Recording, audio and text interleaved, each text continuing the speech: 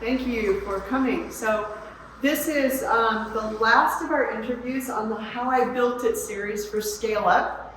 This is my friend and neighbor, Patrick O'Neill and Stefanie O'Neill, who are the third generations to take over Verns Toffee, which is undeniably and unquestionably the best toffee in the world. But it's true. Patrick and Stefanie make the toffee by hand in their facility right down on Link Lane off of Mulberry. So if you like toffee, go talk to them because it's amazing. And if they're not too busy, Patrick will even give you a tour. Yeah, show you around. So I asked them to come and talk about how Verns Toffee was built, survived multiple serious financial turndowns and recessions, and now for the third generation to take it over, and you're training up your fourth generation already to take it over. And what's also kind of cool is that Verns Toffee has gone through the women in the family line. So it was Stefanie's father who owned it, but it was her mother's parents who started it. So it's gone through the women, and the husbands and wives have taken it over, and that will happen again when their daughter Katie takes over eventually. So pretty cool, nice, long-lasting company, and I'm looking forward to hearing. Thank you, Candace. And Steph has some samples for you to try out. Take them home, have them here, whatever you'd like. As Candace said, my name is Patrick O'Neill. This is my wife, Stefanie. And we are the current owners of Verns Toffee. We have 47 years. This will be our 47th Christmas. 46 years in business, our 47th Christmas. Thank you. And we're pretty proud of it. I have a video to show you real quickly, and I'm gonna explain that video in just a second. Well, actually, I'm gonna explain that video in a few minutes. But hopefully we have sound and everything else, and if Candace would play that, I will tie that into Toffee. Think about the sound. Hopefully we'll get enough sound. Hopefully we have some sound. If not, I'll narrate. That changes everything. This is unprecedented. A phenomenon that challenges the social norm. I've never seen anything like this. A spectacle that brings people together while taking the world by storm. If you are told to evacuate, make sure that you seek shelter. They say lightning never strikes twice. Who are we kidding? Kill some sharks! It's happening again. You really think there's going to be one of those shark storms here? Yes! I'm not crazy. People have to know the truth before it happens again.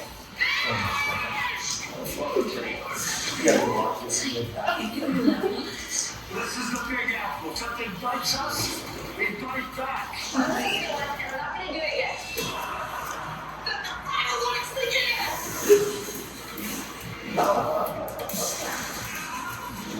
Holy shit. They're getting closer!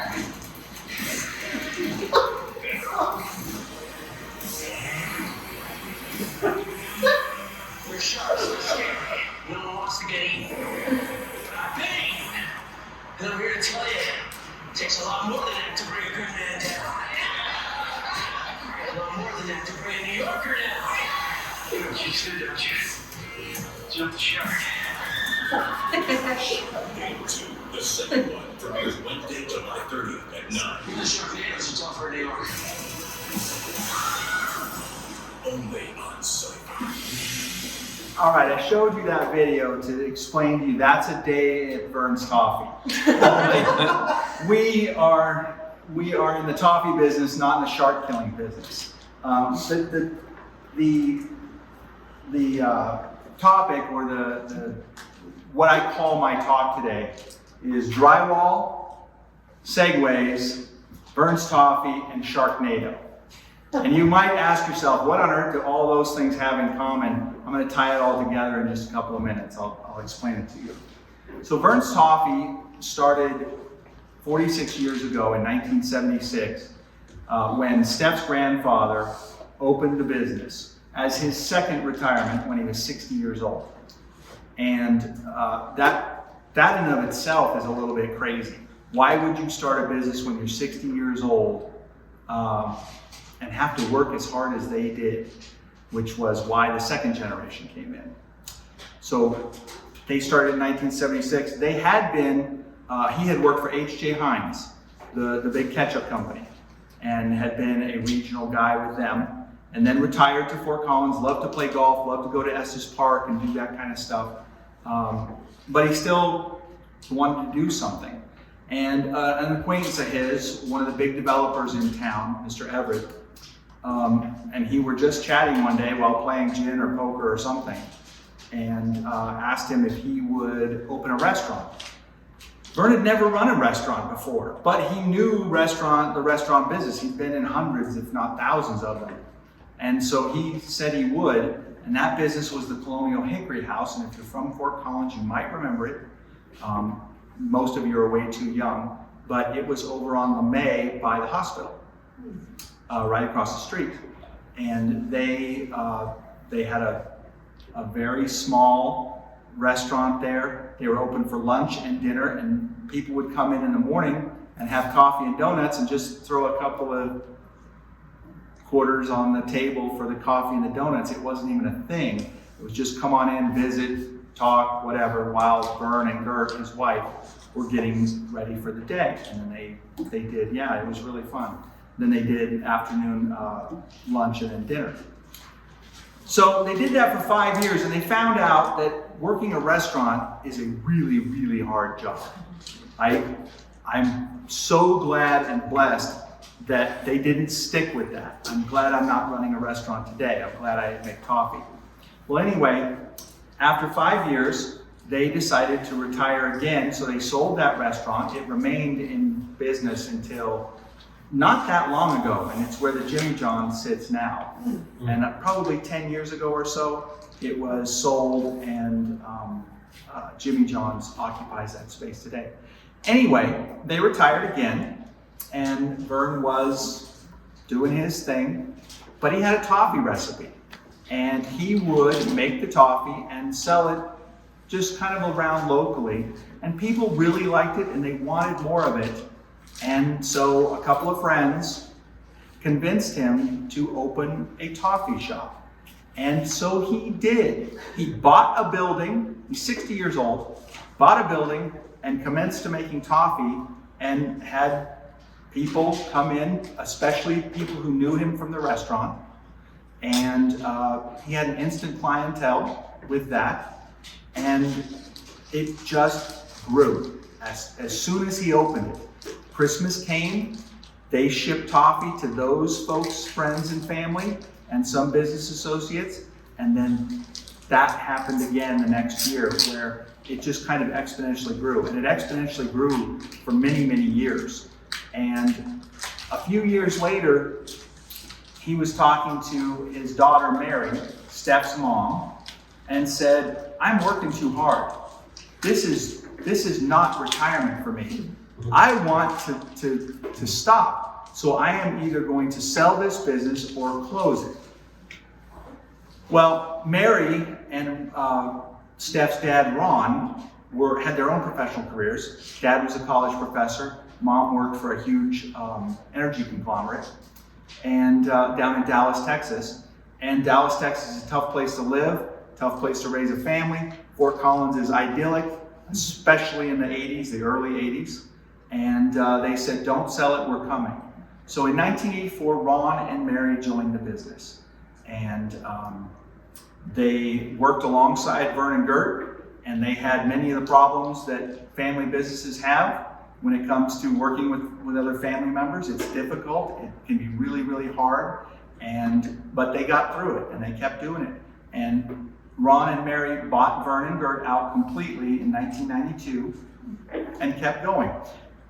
And aside to this, you talk about pivoting and changing and things like that, Vern would not take a credit card, even in 1991. He used to say, people would call from all over the country and say, "I'd like to order toffee." He'd take their order, and they'd say, "Well, I'm ready to pay with a credit card." He'd say, "Oh, I don't take credit cards." "Well, how am I going to pay you?" "Send me a check." So he would send the toffee in the mail on credit. Yes, hoping, and Toffee people are good people. It's just the way it is. Toffee people are good people. And he would be asked every once in a while, what happens if I don't send you a check? And he'd say, we're not going to do business anymore. And that was it. So he did business that way for many, many years, 15. And then mom and dad took over, and mom and dad saw it a little differently. Put in a credit card machine. In 1994, they put that in 92. In 1994, they worked with a local computer developer to build themselves their own mail order management system, which at that time was very new. Nobody was doing stuff like that. So they did it, and they replaced a typewriter that they hand typed every single address onto an envelope and stuck the order forms on. These are thousands of them, and sent them out before Christmas in order to have folks put their orders on there, calculate their shipping, send a check along with their orders every year. And then they would get the orders and do it and add it up. And if it didn't add up, they'd send them a note and they'd say, I'm sorry, but you owe us $3.42 because you didn't calculate this. It's kind of crazy. But that's the way the system worked. And mom and dad said, we can't do business this way. It's too big, it's too large. And I need to be able to hit print rather than type out 5,000 addresses and send it to 5,000 people or more. So they changed that. Well, we watched this. My wife and I met in 1995, got married in 1996. And so we were not very intimately involved in the business, but we watched it, watched mom and dad. Steph worked in it in high school, and we saw it grow and grow and grow and keep doing that for several years. And then I think one of the most interesting, everybody tells me it's an interesting story about taking over, was in 2010, mom and dad had 5 different offers to buy the business. People started to notice how old they were and that they were retirement age. And they said, this is the time for you folks to get out. And mom and dad started to entertain those offers and look at them seriously. And they had one extremely serious offer. And this gentleman was going to come in and do great things with Verns Toffee, and it's going to be fantastic. And mom and dad were thinking about that, and they mentioned it to us one day on a Sunday in the fall. And I said, well, why don't we look at this? Why don't we do it? Well, at the time, I worked for the Weld County Sheriff's Office, and Steph was a nurse. Both had great careers. Things were going well, but running your own toffee business, a candy business, has some perks that working at the sheriff's office and being a nurse in a hospital does not have. One of them is toffee. The other one is tons of chocolate, all these things. So we looked at doing it. Well, this is one of the biggest barriers to doing this was mom and dad were reluctant to sell us the business because they didn't know that we could do it. And they had a genius who was a business guy saying, oh, I can do that, I can do that, I can do it, no problem, I got this.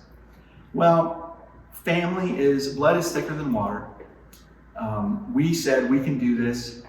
We went, put a business plan together, talked to them, and I quit my job. That's another story. And dad called me and said, why did you quit your job? What happens if this doesn't go through? And I remember a quote from a movie a long, long time ago, and they were talking about cutting ties or doing what you have to do to make something happen. And the quote was, when Cortez landed on the New World, he burned his ships, and that motivated his men because they couldn't build a ship by themselves. So they had to go along with everything that he planned, and then they would get back to the shore and they would build ships and get in them and go back. So for me and for Steph, it worked out. We burnt that ship. I resigned and said, we are going to do this. And that was one of the catalysts that really made it happen. Except for, and this is the best part of that story, right around Christmas time, our daughter was 9 years old. And she was talking to her Nana. And she said, Nana, can we go ice skating tomorrow? And this was the day before, it was the day before Black Friday, Thanksgiving. And Nana said, no, we can't go tomorrow because that's Black Friday. We're going to be at the shop and we're going to be working really hard. But in a couple of weeks, we can do whatever you want, whenever you want. And Katie, is a smart 9-year-old, she said, why in a couple of weeks? And she said, well, because we're selling the business and I'll be retired and then we can do whatever you want. And Katie, my 9-year-old daughter, got up, went in their den, and wrote them a note and said, you will never, ever, ever sell this business. This business is my family. And she took that note and she went in and set it on their bed, on Papa's pillow. And first of all, she doesn't treat her Nana and Papa that way. She doesn't walk away from them. She doesn't storm away from them, things like that. And so they watched her do this, and she was really upset and she was really mad. So they followed her into the bedroom, and they found the note, they read it, and tears were shed. Nana shed some tears, and Papa shed some tears, and they said, we have to have a family meeting. And so we talked, and we decided over the course of the next couple of months that we would join the business. And best decision I've ever made. I think it's the best decision that Steph thinks that maybe I ever made. Other than marrying her. Yeah, and of course having Katie. Yeah. It all comes from that. Well, so that was the nickel tour of us joining the business. One of the things that Candace had laid out for me is questions about, what were the obstacles. The obstacle to joining the business was I had never been in that kind of a business before, and how do you do it? So my advice to anybody joining any business, especially joining, but looking to do anything like this, is my first year, I asked questions. I never offered a thought or an opinion on anything. I did what I was told to do. And it was very good. And I thank God so many times that I was as old as I was when I joined Verns Toffee, because I was much more mature at that time. And I knew to just shut up, listen, and do what I was told. Don't ask questions. Don't say, hey, why are we doing it this way when we could do it that way? I knew that I had a lifetime after that, after we transitioned, after we signed on the dotted line, to start making those changes. Because they had been doing this for 36 years, 37 years already. They were really good at it. I have some specialties from manufacturing and things like that and family business on my other side from years before. But I got in and I just worked. And I just saw the process, saw how they did it, pardon me, listened a lot. And then on March 1st of 2012, we went to the attorney's office and we signed the paperwork, and Verns Toffee was ours. And we had worked for a couple, what would that be, a year and a few months. We also didn't earn a paycheck for a year and almost 2 years. So that's one of those other things that is a very large stumbling block for most people when they're developing a business or going into business. We were very lucky in that we had a fairly significant retirement already built up through the sheriff's office and through Steph's work as a nurse, but we spent all of it. So this was, again, one of those conquistador Cortez moments. We are going to do this, and by the time we had Christmas in 2012, it was pretty lean. There wasn't a lot of money. We had spent almost everything that we had getting to that point. Fortunately, we had a great year in 2012, and it worked out really well. Another one of the questions that Candace had was, how has Verns Toffee been resilient through all the difficult times? All of you are too young to remember this, except for me. But when Vern started the business in 1976, it was an extremely tumultuous time, a really, really difficult time. You had just gotten off of the gas problems that we'd had in the 70s, and gas lines as far as the eye could see, people fighting and killing each other for gas, and terrible inflation. Interest rates were 12%. Interest rates were, well, interestingly enough, they started at 6.8% in 74, and by 1982, I think it was 12.9% interest. And you couldn't buy a house. That was for a mortgage. Yeah. It would have been higher to buy a business at that point. Yeah, it would have been much, much higher. One of the things that Vern absolutely instilled in all of us is it's about cash. It is about cash. You have got to work from your reserves. I don't owe the bank any money. We don't believe in that. The newest vehicle I have is a 2004 Nissan Quest. And the reason I have a new 2004 Nissan Quest is because it works. We also have a 2001 diesel truck that works.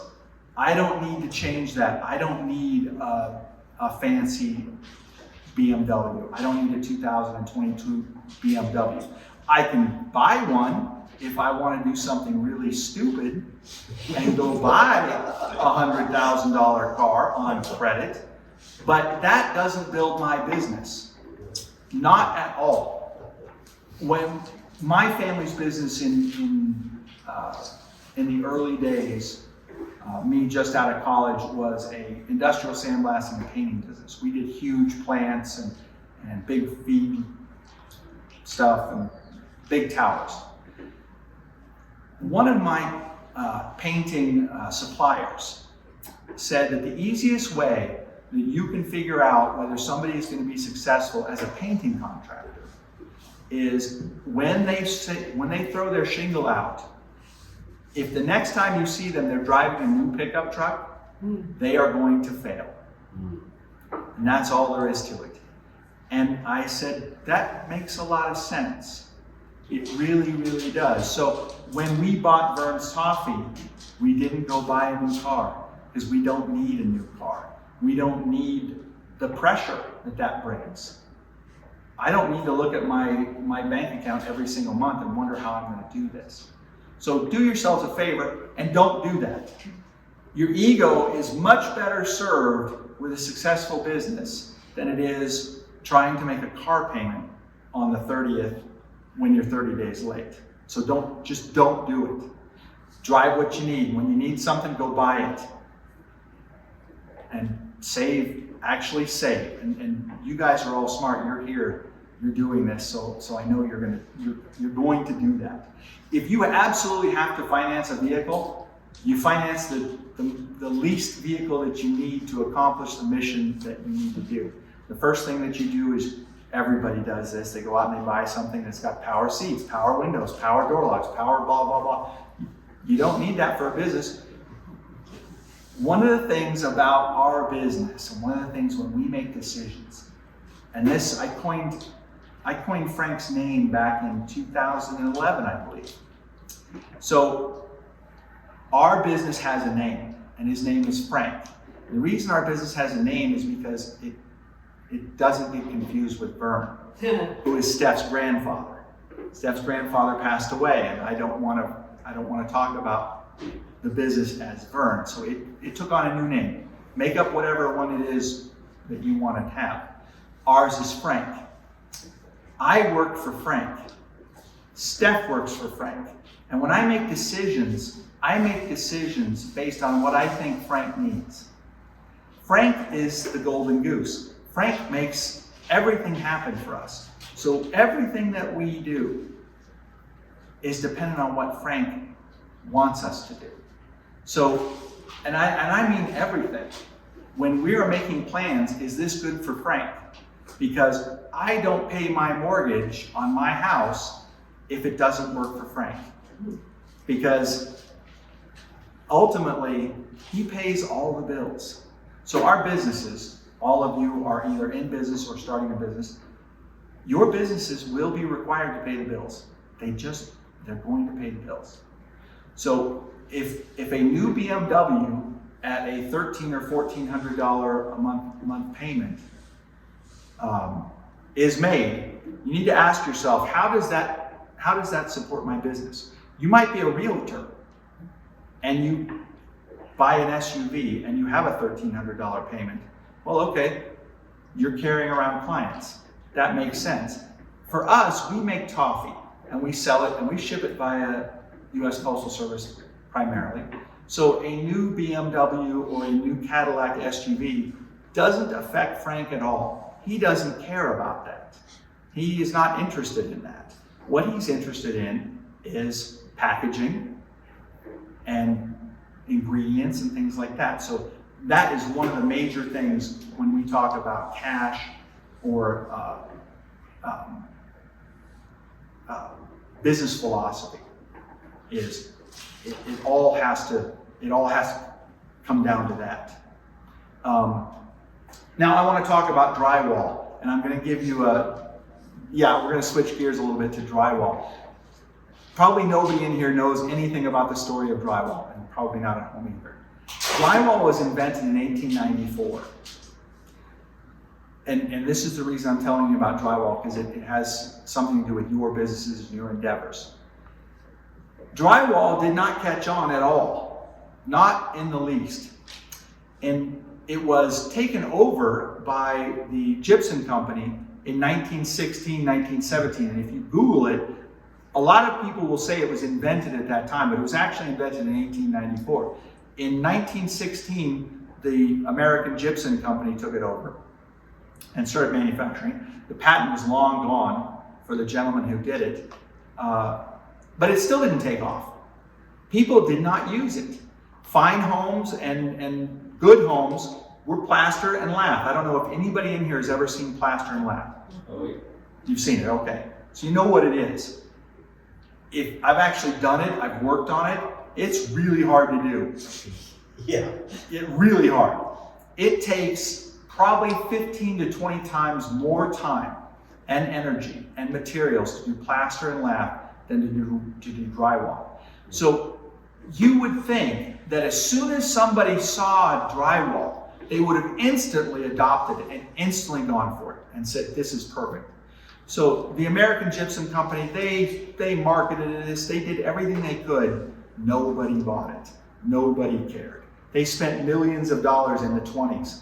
Nobody bought it, nobody cared. They put it in a few large buildings in New York City and stuff like that. Nobody bought it, nobody cared. It was a great product.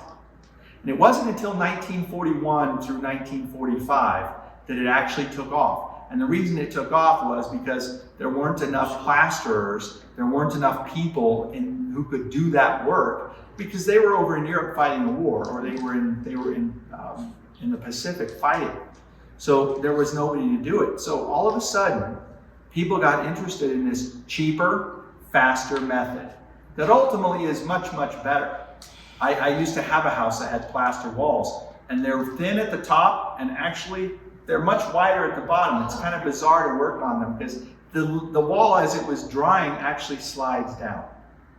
It's much, much cheaper. The reason I tell the story is because just because you have a great product, just because it's better than everybody else's out there, doesn't mean that it's going to be adopted. Today, that is worldwide about a $20 billion a year industry. In America, it's about a $4 billion a year industry. There's no patents. The American Gypsum Company just kept on doing what they did, and now they control the vast majority of it. And it's a much superior way. There's not a building probably there's probably one or two buildings within 5 miles of us that has lath and plaster, but it's all been replaced at one point or another. And you have nobody, there are probably 10 people in this town who have ever even worked with lath and plaster. So just because you thought it up, just because you designed it and you know that it's better than everybody else, you need to give some serious, serious thought to your customers who they're going to be and whether they'll actually adopt it. Because even if it's better, doesn't mean they'll adopt it.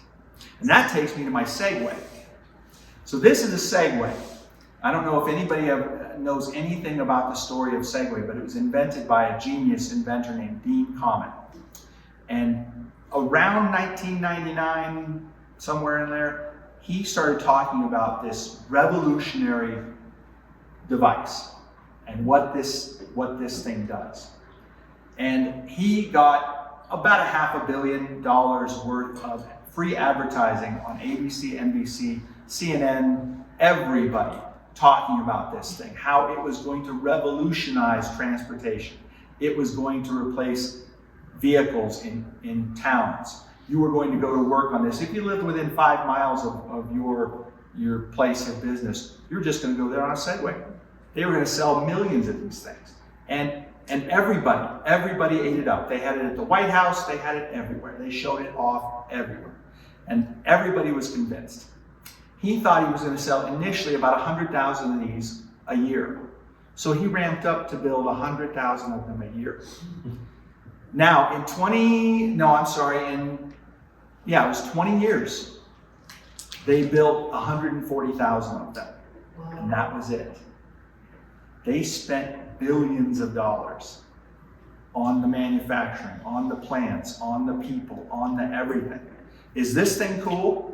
This thing is really cool. You can see, I mean, it'll do all kinds of really neat stuff. The good news is Dean's fine. Don't worry about Dean. Dean's worth about $500 million today. Dean has 1,000 patents, a bunch of them related to things like this. All of the scooters that you see out there, the orange ones and the green ones and the ones that, you trip over when you're on the streets, they own 40% of them. Wow. And they built an entire industry that doesn't have anything to do with the start of what they were doing. They started with this. Actually, he started with a wheelchair. And he wanted to build a wheelchair that would climb stairs and would have somebody sit at eye level. So he built that, and then he said, this isn't the right way to go about this. There isn't a big enough market. We got to take this to everybody because we're spending too much money on R&D and stuff like that. This is going to be it. And this is not it. It's really cool. It's really great. It does all kinds of stuff. And it made them no money. The people who invested in it lost hundreds of millions of dollars. Is it the best idea out there? Absolutely. It does things that, it's just crazy. It's crazy what it will do. It is, right now, it is sending 60 impulses a second to the computer, telling the computer what I'm doing, how I'm leaning, and what I'm asking it to do.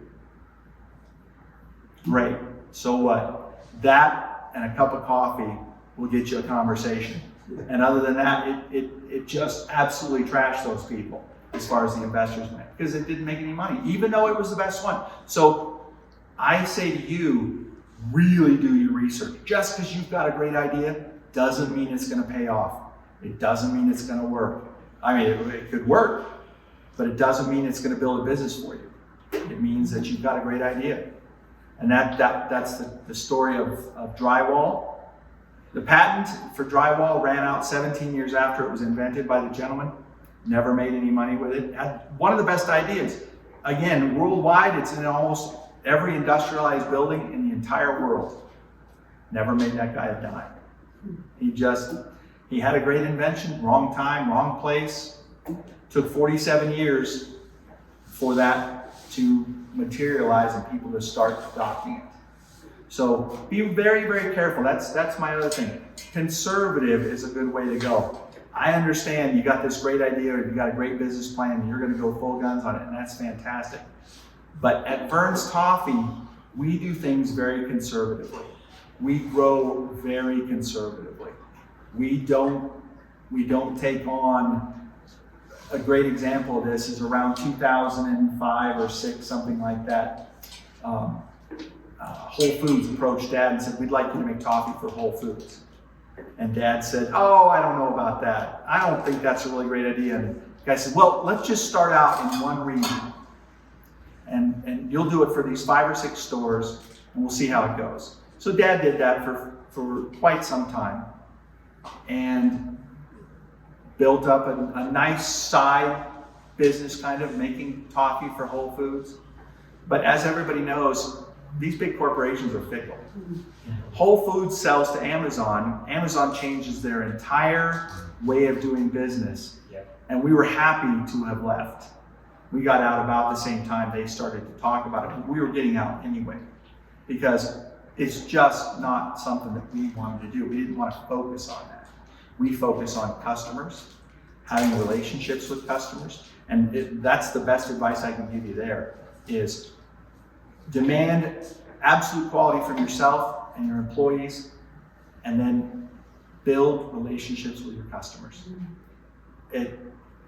We have customers. Was that Whole Foods brand or Verns label?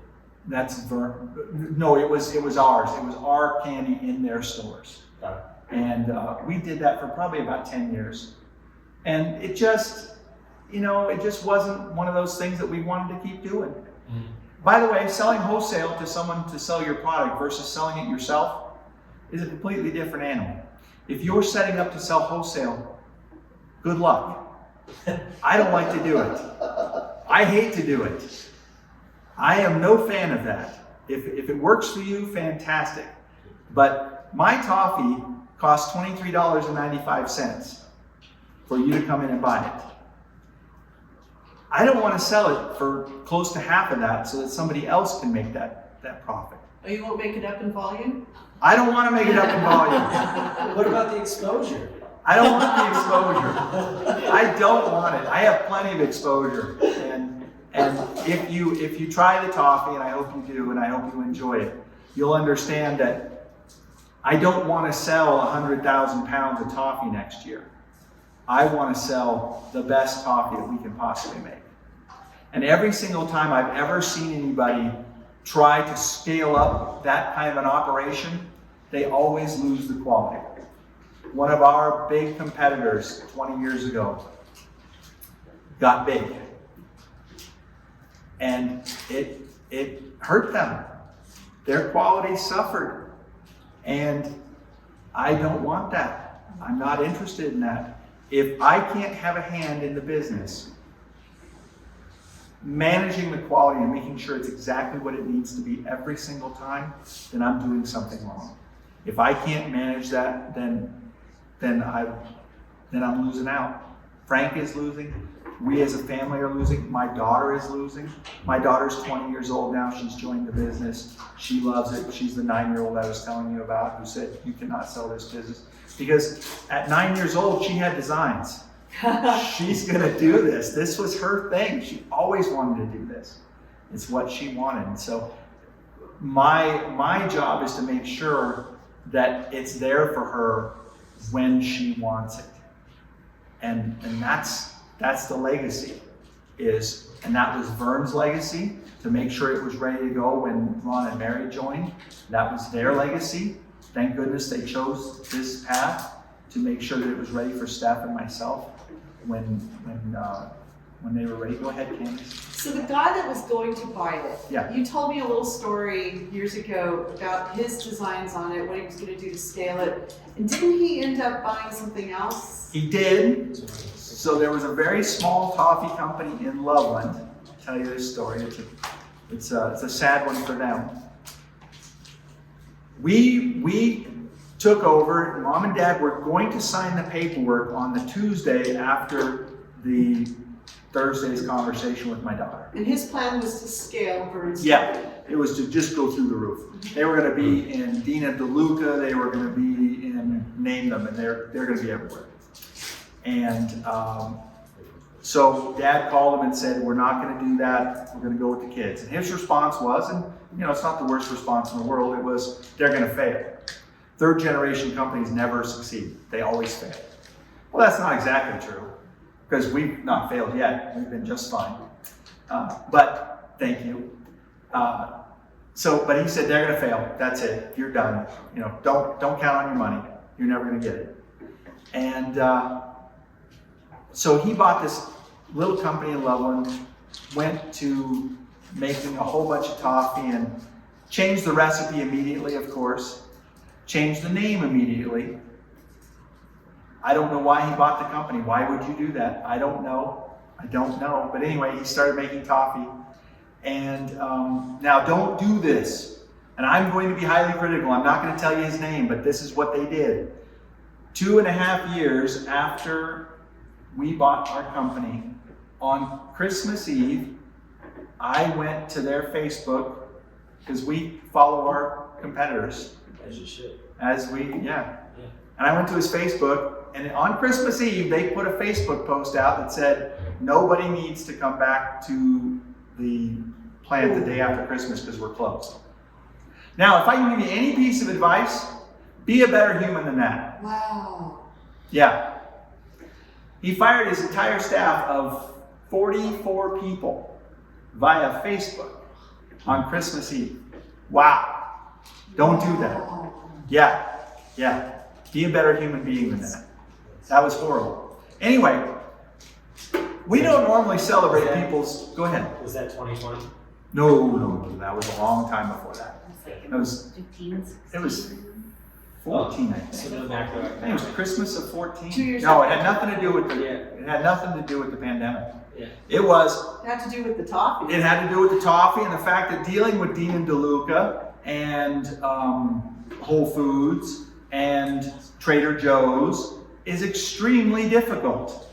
They are extremely difficult taskmasters. In fact, a friend of mine had this great deal to sell to Nordstrom's. Oh, this is going to be great.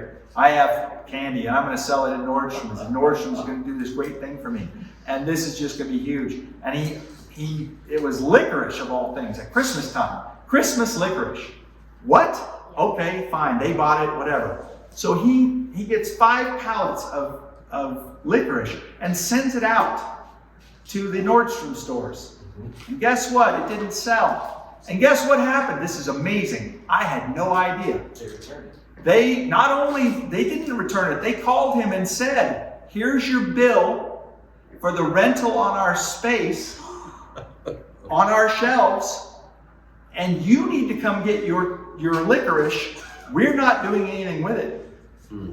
It's yours. Yeah, careful. If you ever decide to do business with a corporation like that, they're not evil.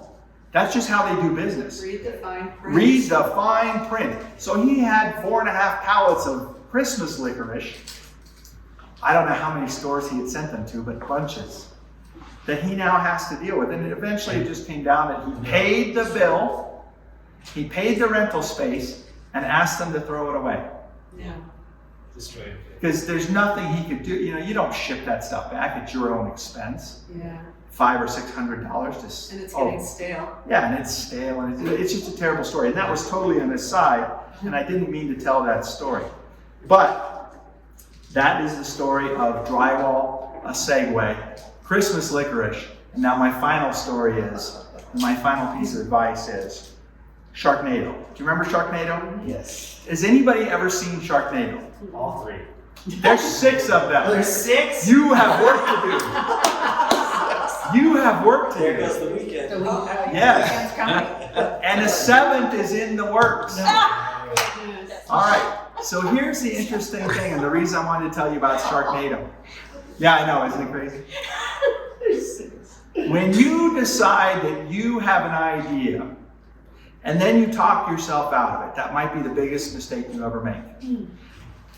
This is one of the most interesting memes I read this year, and it says, if you ever think your idea is stupid, think about the guy who sat in a boardroom in front of smart people and pitched that. And they bought it. They said yes. Now, you can have any kind of idea you want, obviously, because that worked. And as franchises go, it is one of the most profitable movie franchises in the history of cinema. Really. You can take Star Wars. You can take Raiders of the Lost Ark. You can take all of those movie franchises, and they made billions of dollars, and that's fantastic. These guys made the first Sharknado for somewhere between $300,000 and $500,000, and it grows to 100 million. Which is Wow. peanuts for a movie. But Yes, yeah. yes. And they have continued to do that every time. Their budgets have grown to about $1 million a piece, but they've made 6 of those. They make them for $1 million, and they've spent $6 million. They've made $700 million. Because Netflix carries it, Prime carries it. It's insanity. So when you have a bad idea and you go, that's just a stupid idea, remember this guy. Remember this guy who went to a boardroom and said, look, I want to spend $1.5 million of your dollars between making and hiring the actors, my goodness. And then we got to do a little promotion. So total cost is $1.5 million. We might be able to get that back. And they've made $700 million doing it. So anyway, that's my chat. So thank you so much for coming and listening to our story. Any questions? Yeah, questions, you guys? Yeah. Have you made any changes to, say, the recipe or ingredients due to like consumer shift or consumer? Absolutely not. No. So that's a great point. That was in my notes, and I didn't touch them, as you can see. No, we never changed the recipe. Everything around the process of the kettle is up for grabs. We continually evaluate what we're doing. I am continually thinking, is this the best way to do this? Outside of the kettle. The kettle, every single batch is hand stirred. It's always been that way. Before, Copper kettles. yeah, big copper kettles. And Vern stirred it. Then Ron stirred them all. Then I stirred them. Now my daughter helps me stir them too. And that is one of those things that I just can't give it away. I cannot. Yes. Yeah, it's hard work. And even now, I still do it. I have a little perch and I sit there and I hand stir it because it's that important. Everything, go ahead, sweetie. Can I add Yeah. to that to kind of answer your question? I'll stand up. So we've been in business since 1976, and we have customers that we've had since 1976. And some of them have ordered every year, and sometimes things happen in their lives and they stop for whatever reason. I got a call 2 weeks ago from a woman in West Virginia, and she used to own a business in Texas, and her business conducted business with someone who is right around the corner from us. And that business had introduced her to us and our Toffee. And so it was a great treat for her when she would come visit these colleagues. She would come and visit Verns Toffee and buy Verns Toffee. At the holidays, they would send it to her as a gift for doing business together.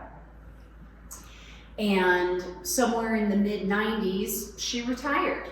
She left Texas. She moved to West Virginia. She fell out of touch with this company around the corner from us, and she hadn't thought about us since the mid-90s. And for whatever reason, in June of this year, she was thinking about Verns Toffee. And she looked us up online, and she found us, found that we were still there. She said, I'm just gonna do something crazy. I'm gonna order some coffee and see if it still tastes the same. Hopefully they haven't changed it. And so she called, talked to our daughter, didn't tell her the story of that at all.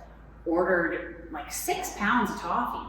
We shipped it to her, and she called me 2 weeks ago to order more, and she said, I'm gonna tell you, I had my fingers crossed the whole time that nothing would change, that it would be just as I remembered it. And I opened that box, and it brought back a flood of memories. It was absolutely the same flavor that I remembered, and I'm so glad you guys didn't change anything. That's why we can't change anything. It's gotta be right, it's gotta be perfect forever.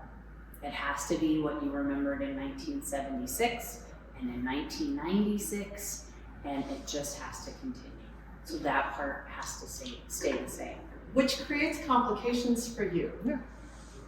Talk In about fact, it does. Yeah, this is kind of leaning into that. Supply chain changes, that. climate change for cocoa sourcing as a natural ingredient, price adjustment due to inflations. How do you overcome these hurdles over 50 years? You have to be creative. Yeah, you gotta be creative. And Because you've changed your prices, I would assume, since 1976.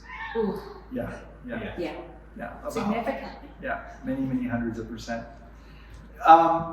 You know, that's a great question. How do you do that? So you make the best product that you can possibly make, and you price it very well in the market. We're less expensive than any one of our competitors, and we have, in my opinion, and in a lot of people's opinions that I talk to, we have a superior product, and that's what brings people back. You can buy Hershey's bars at anywhere, right outside, I'm sure. But it's not the same quality. It's not, and there's nothing wrong with Hershey's. Hershey's does a good job doing what they do, which is kind of the point. I'm not trying to be Hershey's. My competitor, who closed his business on Christmas Eve, decided he was going to be Hershey's. All of a sudden, I'm in 5 or 10 years, I'm going to take over. Well, I'm not trying to take over the world. I just like to make toffee for people and hope they enjoy it. And it makes us so happy when we get calls like that and they say, oh my gosh, it's the same. And the other thing, you know, I talked about personal relationships. We have a relationship with so many people that we've never met that call every year, and we talk about their kids and their grandkids and what they've been doing and things like that. We know these people. And sometimes we get news that they passed away, or we get a call that just hurts. Dad died, and can we have toffee at the funeral? You know, I mean, my gosh. I make toffee, but I don't just make toffee. I make relationships, and it happens around those counters at Christmas and Thanksgiving and other times, and those people are eating our toffee, and they are connected to us. Emotionally, Yeah, emotional and connection. again, we've never met, but you know, a story from years ago now, a gentleman who had been a customer of ours for a long time, his wife passed away. And I knew him because every couple of months he would call and we would chat and we'd just talk. And sometimes he'd order toffee and sometimes he wouldn't. And that was great. And his wife loved the toffee. And she passed away. And Steph came in and told me, I was in the kitchen, we were ramping up for Christmas and I was making toffee. And she came in and we just both cried. I just felt so bad for him, and I don't know her. I've never spoken to her. She suffered from Alzheimer's, but he was important to me. We never met him. I never met him, but I talked to him all the time. And then a year later, he passed away, a little less than a year, because that's how that works. And his daughter called and said, I just wanted you to know this. And we cried again. Because these people are important, and that's what makes our little business in our little corner of the world important to them and to us. Man, how many vendors get called to let them know that someone passed away? So if I could add, Patrick left out Yeah. a detail on that. So, and this is just a bit of general advice, something that we instituted after we took over the business. So oftentimes customers will send candy to a friend, a family member, and we sign a note for them. But oftentimes people buy for themselves. And so you would think, well, we'll just put that in a box and send it to you. Well, we do put that in a box, but we sign a card to our customer who is buying for themselves, and we say, thank you for your business. And when we know them, we add something more personal to that. You know, hope you had a great time on the lake this summer water skiing or whatever. Well, Patrick and Carl would always talk sports and things like that. You Giants. So Patrick would always put a note with his toffee and say something, you know, go Giants, go Broncos, whatever, something about what they had connected on over the phone. And when his daughter called us to tell us that he had passed away, she told us also that he had kept every one of our notes in his desk drawer, and she found them. So never underestimate the power of any connection you could have with somebody, no matter how simple. I mean, there was nothing deep to those notes. No, They were but- just, hey Carl, great to chat with you. Hope you're enjoying this football season, whatever. Your friend Patrick. And he Go ahead. Do you guys have any pointers as far as working with family members goes? You need pointers? Sure. I have a great point. Do what you're told. No. I'm joking. No. My biggest thing about working with Steph is she has her side and she has her expertise in what she does, and I have mine. And a lot of times during the day, we only see each other 2 times. Steph's in the office taking care of her stuff, and I'm in the plant basically doing that. And so we really don't cross paths much. We get out of the truck together in the morning and we say bye, and I go into the kitchen, and then I come out for a few minutes after production and have some lunch, and she said, how'd things go? And I say, great, how are you? Great.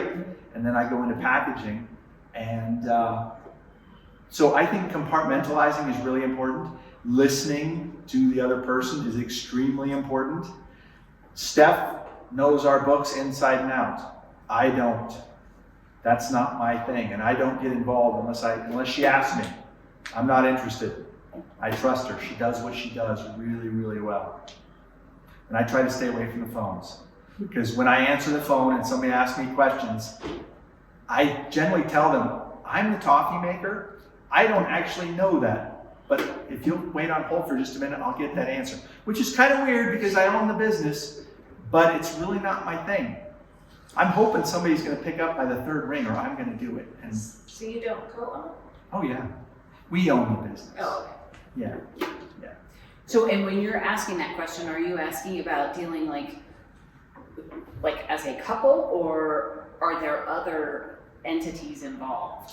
Both, that's a great question that you just asked. Okay. So is this hypothetical or is it current? It's potential. Okay. So, Let's give it concrete. We're considering bringing in capital from family members to Yeah. help fuel expansion growth. Okay. And that's a tricky situation because we're comfortable with doing business together with ourselves, but bringing in parents is questionable. So it's your business that you would be bringing someone else into. Wow. Well, are they going to be just investors, or are they going to be investors who walk through the door and say, what's going on, and let me see the Just books? investors. we're Oh. hoping for just investors. Yeah. It's never like that. I know. I know it's hard. Fortunately, that has not been something we have experienced. I'm sure you have thoughts on that.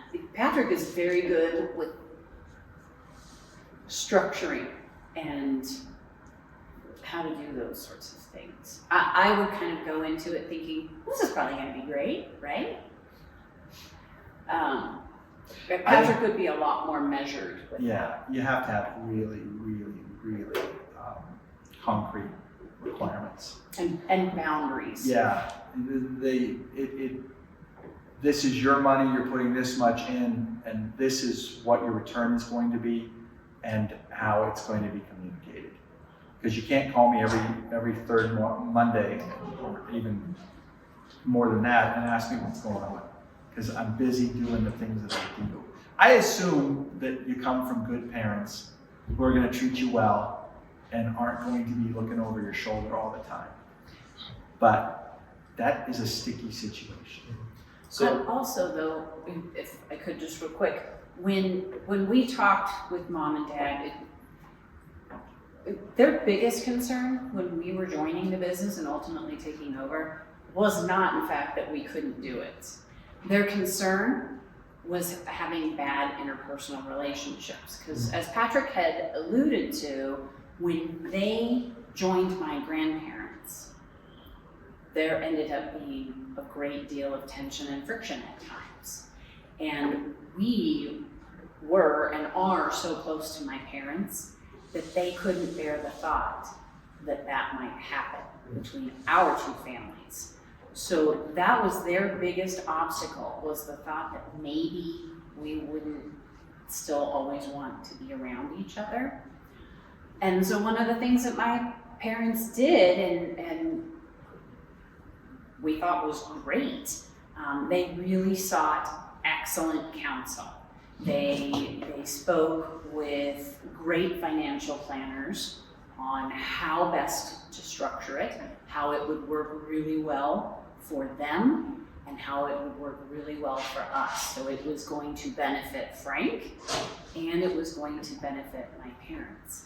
And then, of course, they also sought excellent counsel from an attorney who structured the contract. And it was just great for everyone to know exactly what everyone's expectations were. So There they, was no question. so they sought a method for creating a win-win situation. Exactly.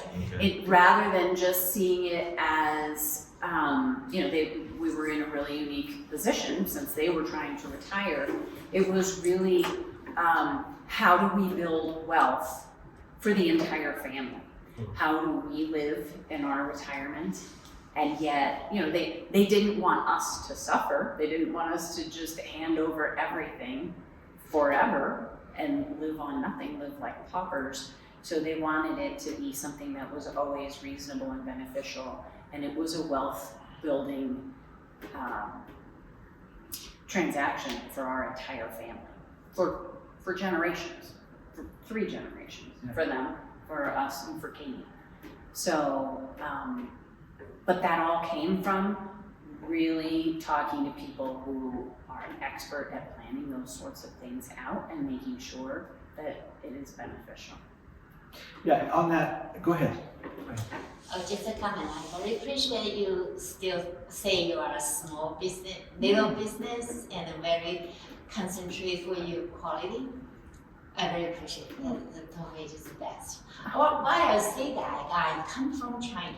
In China, in my hometown, there are a couple of businesses, family business, lasting 100 years. Some very good family recipe food. But after the world is open, and they have more people invest, hope they can become big building, big restaurant, big some company. But when I come back, my taste that again is totally different. It's quality bad, we have big store, more customers, but we lost my childhood that taste. Totally gone. So for me, just disappointing. That's a loss. It's not about money. Yeah, so I appreciate That's it, exactly what right. you did. Thank you. And it's just as important to us about our business. We really do have customers that have been with us all this time, and we could tell hundreds of stories. We could keep you here all night. But when I was a kid and we lived in Texas, my grandparents would come through and go to Austin and do like those craft kind of shows, but at the holidays. And they would go to Austin, and the Junior League in Austin in the 80s put on a big fancy thing. Like people showed up in evening gowns to buy their holiday gifts, and it was a thing. They would load up a van full of candy, and they would sell it all out in 2 days. About 6 years ago, Patrick's at work by himself, and a woman walks into our business, and she's got her husband and her 2 kids in tow, and she looks around and she says, "Oh my gosh, this is exactly how I always envisioned it.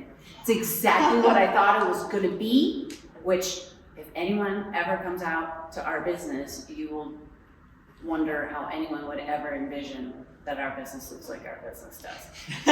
In the lobby, it's so surrounded small. by industrial stuff. Yeah, and just small and very And a very minimalistic. small table that you make all that toffee on. Yes. It's not a big, it's like smaller than your dining room tables that they make all this toffee on. So we were very minimalistic. She was a child whose mom was in that junior league and would plan those holiday craft fairs. And so she was always around them as a kid, and she would always try our toffee samples. And after, I think the last time anybody took our toffee down to Austin was probably 1987. Wow. And she happened to be visiting and said, we have to go to this little toffee company. I hope it's still there. I hope we can find it. I hope we can. And then she said, this is exactly what I thought it would be. That's cool. You're kidding. Yeah. How many employees do you guys have? Well, that's a great question. So we like to have 15. And go ahead. Temporary employees Yeah. at the holidays. Yeah, we ramp up at the holidays, which is another great piece of advice for anybody who is in a seasonal and or fluctuating business. You have to make it to scale. You have to scale up and scale down. It's kind of like construction work. You know, we've got 100 houses to build. We've got to hire this many people. We have tons of toffee to make, so we have to hire people to help us do it. However, you have to make sure that they do things that are extremely simple and that they can accomplish and that don't have anything to do with the quality of your product. That's my rule, because they don't care as much, and it's nothing against them. They're not family. That's not their thing. It was good enough. Nothing's good enough. It's got to be perfect or not to us. So it's really, really difficult. One of the other difficult things is staff right now. I don't know. I'm sure you guys are talking to people. Staff is just unbelievable. It's unbelievable. I've got friends all over town. You talk to them. They've had ads out for months paying $18 an hour for a dishwasher, and they have no applicants. None. So you talk about inflation. When Vern started, we had high inflation. Fortunately, in the 80s, that ebbed and went away, and it was fine. You have the tumult of the 90s with the war in Kosovo. Interestingly enough, NATO gets involved. NATO in against Russia in 1999, and Russia backed down, and that was it. But these were things at that time that people were really worried about. And mom and dad were really worried about, geez, are we going to war? What's going on? You have 2001, 9/11. Story from them. 9/11 happened. The phone didn't ring for a month. And mom came in and said, what are we going to do? Do we slow down and cap production? And dad said, no, we just make toffee. They had their biggest year ever that year, because people want stability and comfort. And what's more stable than a 30-year-old business at the time? And what's more comforting than high quality toffee? Well, and candy and that kind of stuff.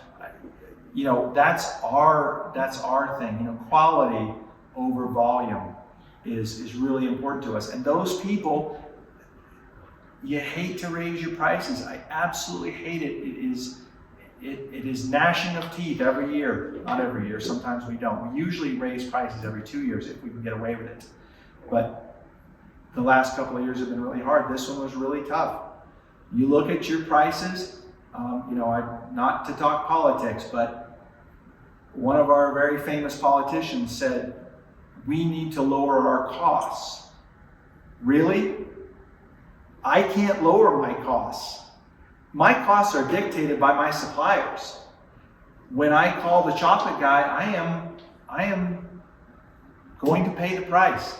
And when I call our almond distributor, I'm going to pay the price for that. And that goes back to something I was going to say earlier. One of the really difficult things for us has been the change of that over the years. Everybody's changed. Our chocolate supplier, which is a 100-year-old company, 5th generation, sold to a Japanese conglomerate. Because the great-grandkids were just like, this thing's worth hundreds of millions, billions of dollars. Why not just take the cash and let them figure it out? So they did. Our almond growers, family-owned almond growers, we knew them. We talked to them all the time. They sold to a Japanese oil conglomerate. What? Why are we doing this? So those personal relationships go away. So then it's my job to go out and find personal relationships with people, because it's always better to do business with your friends. It is nice to pick up a phone and talk to somebody and say, Peter, can you help me with this? And they'll generally do it. But if you're a number on a sheet and that big corporation doesn't care or just took over or whatever, you don't have a relationship. So you got to go make a relationship, and you make those within that corporation, and those people will do what they can for you.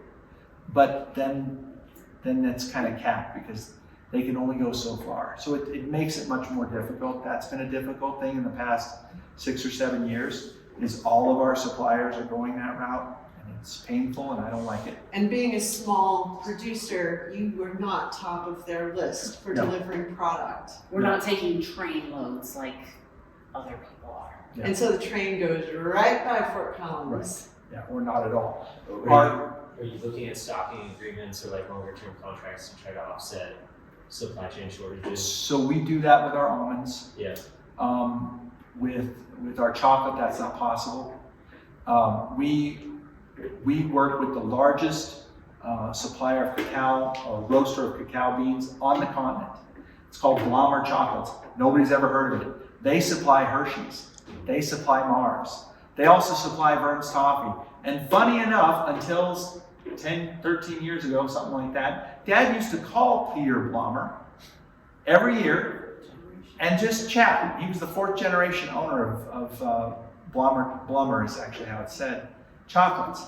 And they would talk, and Dad's got to get a couple of tons of chocolate. They lose more than a couple of tons of chocolate on the factory floor every day. But Peter would take the phone call, and they'd chat, and they'd do their thing. Well, they're gone now. Yeah. They're retired, they live in big homes. Good for them, God bless them. But that makes it hard for us, because then this big conglomerate comes in and says, we're wiping out half of the chocolate that you used to use. Isn't going to be Not available making that anymore. anymore. So we're going to reformulate, and you're going to have to figure it out. Mhm. And interestingly enough for us, they sent us the chocolate that they said is closest to what we used to use. And we tried it on our toffee, and it tasted cheap. Yeah. Cheap. Why? I don't know. It's more expensive than the stuff we used to use. It's supposed to be a better chocolate. So we spent months going back and forth with them trying to get the right formulation. And it ended up that we couldn't find anything. So we actually combined chocolates to make our own chocolate. You do that in-house? Yeah. Now we don't make chocolate in-house. No. We buy it from them, and we combine it. And again, it's just complicating the entire issue. It makes it harder. More steps, Yeah, much more. And you got to be very, very careful. more supply chain, more marshaling. Yeah. Is chocolate the biggest problem? Butter and cream is more straightforward? Butter's Not been necessarily. fine, but butter, strangely enough, butter's higher priced, but not completely insane. It's domestic. But it can be really difficult. But butter is difficult to work with, because depending on weather and how Grass. healthy the cows are, that determines the butter fat. Yeah, they're natural products. And we buy an entire lot, so We it's used to gotta buy be good. We used to buy butter weekly, and it would just be delivered. And what I found every year was towards the end of the season, in November, early December, it was just really hard to work with, really, really super difficult. I'd start the year and it'd work great, and at the end of the year, I'm fighting every single batch. And our motto, Dad and I, our motto was, you always start with the same thing and end with the same thing. But in between, all kinds of different things are happening in that kettle. You got higher temperatures, you got lower temperatures. It was kind of crazy. Well, towards the end of November, early December, it just didn't act correctly. It was just all over the map, and we were fighting it. And finally I said, we're going to buy the entire lot early. Because my experience over those years was, and what I learned from the butter manufacturers, is the grass isn't as good in October and November. So the cows are not getting the nutrition that they normally get in the summer months with the nice ripe grass and things like that. So it really, really affected the butter. So now we are looking for places to store butter in our freezers in late August, early September into October, because I won't take November's butter. I don't want it. So we take an insane amount of butter early on.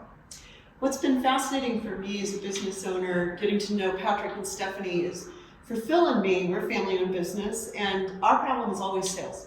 You know, it's like, are we going to have enough sales to meet our number? Their problem is never sales. It's, are they going to get the product they need to meet the demand? And so we sit down for dinner, and we have such different business problems, and it's interesting to me because it never occurred to me that sales wouldn't be a problem. Yeah. We're very, very blessed. And I'm blessed to be the third generation in a business that was already successful before we got there. And, you know, you ask about pivoting. We pivot all the time with like packaging and how we set things up and stuff like that. Our offerings, baskets and towers and stuff like that, but the main product remains the same. It has to. So we think about, you know, all right, people are going to tighten their belts. Do we think people are going to tighten their belts this year? Okay, then we need more offerings that fit this price point. We're going to have to stop the live stream. You guys can keep talking, but if anyone wants to shut things down. Thank you so much. Awesome. Thank you.